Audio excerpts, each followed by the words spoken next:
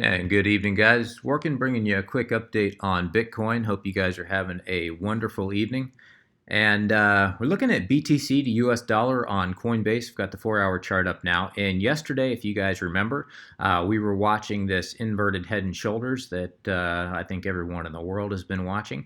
And of course, guys, this is one of the few times that it actually came to fruition. We had price come up, test the neckline, and boom. If you remember yesterday, guys, I called the target of about 7,500, I think I said in my last update. Let me bring this over here. You guys can check it out. 75.40. I called the target on the head and shoulders of 75.40 yesterday. Today on the breakout, we hit just right at about 74.75 or thereabouts. So yeah, that was about $70, $65 short, but still, we're not too bad, and we still may have some room to climb here. So initially, guys, this is extremely bullish looking. It also looks a lot like manipulation. Just because that's manipulation, it doesn't mean that that can't spark a true bull run. In fact, I think the last Bitcoin run last year was often sparked by a lot of manipulation, and then people got excited, and then it just snowballed from there. So just because this is manipulation doesn't mean that this can't be the start of something. I'm not, in the long run, do I think this is going to be the bull run we're all hoping for? I'm not sold on that yet at all. But in the short term, things are looking rather bullish. Now, the next thing we need to clear, we cleared this 6,800. That was critical. The next thing we're going to be looking at is this 7,700, the top of this 7,700 resistance area. We've got to clear this area if Bitcoin is going to have any legs at all. And of course, above that, we'll be looking at my bigger picture count, which I've gone over quite a few times. But anyway, guys, for now, we're looking at this. And if you remember yesterday, I called, we were looking at this being a, let me see here, from an Elliott perspective, we're looking at a 1, 2, and now we were looking for the 3 and the top of the 3. I said yesterday I was targeting the top of the 3 somewhere in the top of this resistance area, the top of the 7,700 or somewhere thereabouts. I still think it might get there. Let me just get there. Ignore that 4 and that 5 for now, guys. That's just kind of sloppy. So I still think there's a chance we're going to get there. The question is, have we seen the top of this 3? And it is possible. It is possible that we're looking at this, something like this, and we could start consolidating. That's very, very, very possible, guys. I'm not convinced we still may see an upside. The reason I say that is, Bitcoin has been sitting up here now for almost, let's see, this 4-hour candle is about to close. So it's been sitting up here just kind of consolidating now for almost 5 hours now. Once this candle closes. So, the question is, can we get 5 subwaves out of this wave 3 just yet? And if I zoom into the 1-hour chart, there we go. If I zoom into the 1-hour chart, I mean, yeah, I can make a case that that's fine. I could say, all right, let me just draw it out for you here, guys. I can say that this is a 1, 2, 3, 4, and 5. I mean, that 3 and that 4 is kind of, you can kind of see it a little bit better. Is that the prettiest 3, 4 you've ever seen? Absolutely not. Is it technical? Absolutely. So yeah, could I get that 5 subwaves within there and call this entire structure a primary wave 3 with the 5 subwaves there? Yes, I could. But it's not the prettiest looking thing I've seen at all. I think there's a possible better count in there if I go from a 1, 2. No, sorry, 1, 2. This being the 3. Coming down to a 4 and now up for the 5. Is that possible? And then we get a shortened 5th? Yeah, that's possible as well. It's going to come down to, guys, how this ends up correcting here. If we end up getting, right now looking at the 1 hour, it's still, we're still not getting anything that looks like an ABC correction as of yet. Not at all. Not even close. And as I said, it's been about 4 or 5 hours now that we've been up there consolidating. So let's bring it back out here to the 4-hour.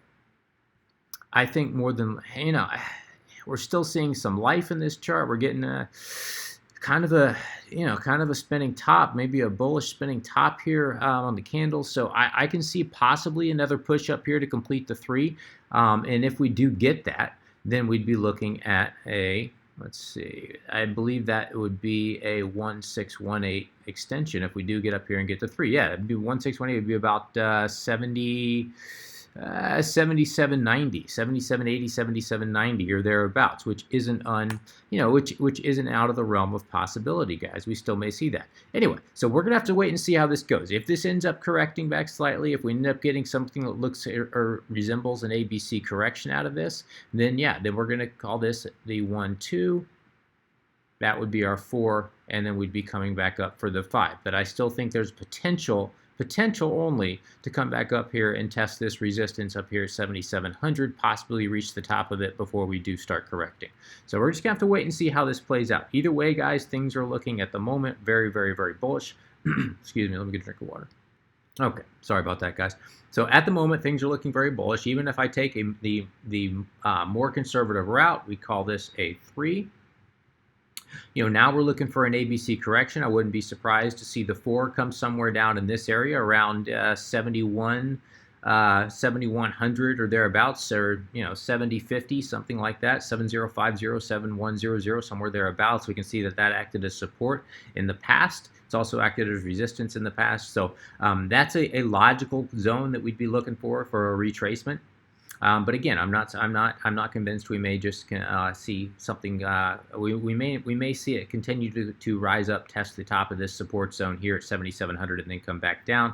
But we're just gonna have to wait and see how this plays out, guys. Checking the MACD, we're looking at the 4-hour here. MACD is looking rather bullish. We can see the signal line and the trend line.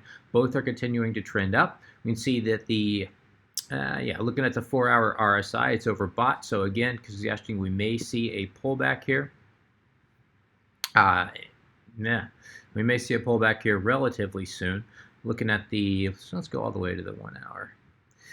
Looking at the 1 hour, yeah, may see it. Looking at the 1 hour RSI, guys, it looks like we almost had a double top.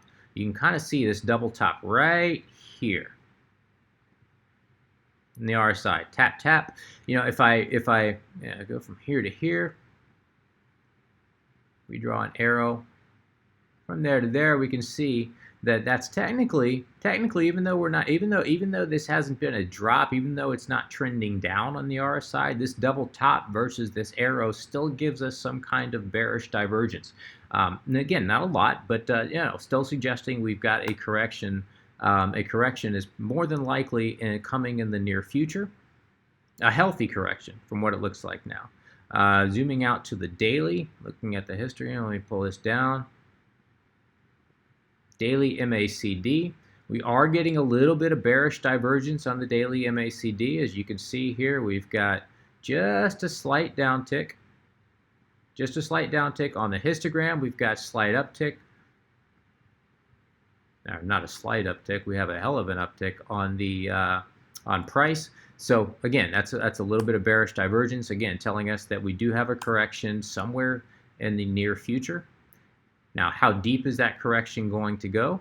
As I said, guys, in my opinion, I think that likely we're going to come back down here, test about the 7,000 to 7,100, somewhere thereabouts, and then we'd be bouncing up for our wave 5. If in fact wave 3 hasn't completed, guys. Now, as I said, we've got some follow through in volume. I can't see.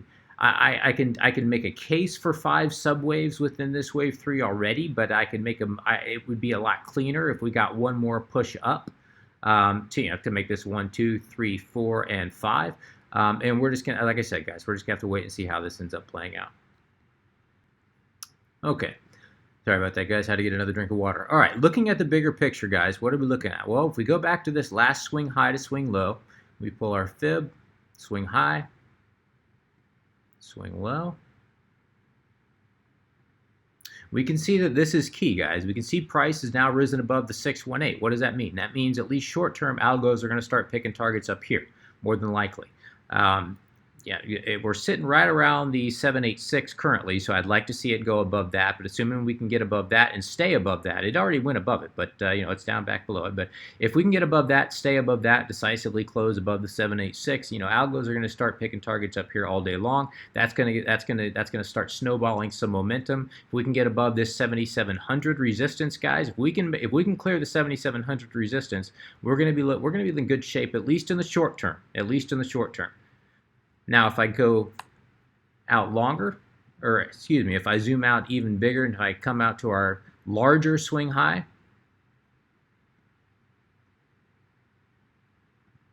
and we go all the way down to our swing low, we can see price is sitting right on top of the 382 fib. And we've got this resistance zone between the 382 and the 0.5 fib levels, which is going to be a very, very strong resistance. We can already see it has. It just barely touched it. Got shot right back down. Bigger picture-wise, we've got to clear this 7,700. Above that, we've got to get above this 618. If we can get above this 618 on the larger picture, and remember, guys, bigger picture-wise, in my opinion, we're still sitting in this ABCDE correction. In other words, I'm fully expecting, I shouldn't say expecting, there's a very high probability that we're going to rise up, hit this massive descending resistance line that's been in place for so long, and then end up coming back down for our E wave. Now, there's a chance that if we do end up breaking above that, that's going to not invalidate the count yet, but make the count a lot less likely. In other words, maybe this is just an ABC. Ideally, this would be an ABC, and then we'd be continuing up to the upside. What we need to clear, if we can clear this descending resistance line, what will invalidate the ABCDE is if we can make a higher high than this B wave here. And that's going to require clearing about $10,000 or somewhere thereabouts. So when are algos going to start picking those higher targets? Oops, sorry about that, guys. When are they going to start picking those higher targets? They're going to start picking those higher targets when we can clear this area right in here, right around 6360, or excuse me, right around 8300 to 8480, somewhere thereabouts. We can clear that 618 decisively, clear that 618, that golden ratio. Then algos are going to start picking the targets to the upside, and then that's when the real snowball effect is going to start taking place. Until we do clear that, until that's clear, until we're done with that, then guys, we're more than likely we are. In my opinion, I think probability-wise, we're still in an A, B, C, D, E.